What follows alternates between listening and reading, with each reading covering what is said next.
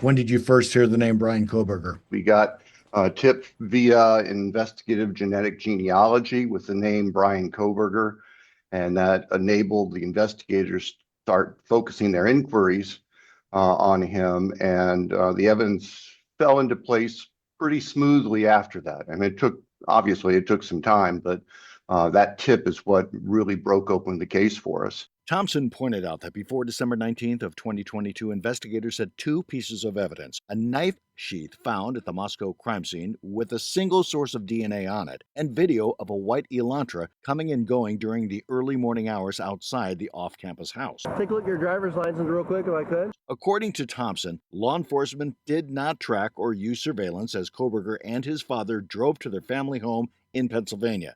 But then this happened. The FBI did the trash pull at his parents' home back in Pennsylvania, and the Idaho State Crime Lab was able to identify DNA from a cotton swab as being DNA from the father of the person whose DNA was on the knife sheath. We were not looking for a plea in this case. We were on track for trial. But when the defense approached them about one, they needed to speak to the families of Kaylee Consalvis, Madison Mogan, Zana Kernodle, and Ethan Chapin. There were a wide range of opinions for and against the plea from family members. Ultimately, they made the decision to offer a plea under these conditions. He would have to plead guilty as charged to all 5 felonies.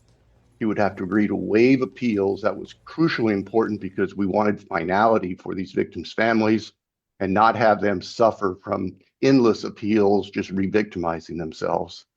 And we made it clear that we would be looking at fixed life sentences so that he would not leave prison until he died. I asked Thompson, had the trial gone forward this month, would we have learned anything more about why he did it? But in a case like this, we aren't going to get the answers from the defendant. And even if he said something, there would be no way to corroborate it or to believe him. Any idea where the murder weapon went?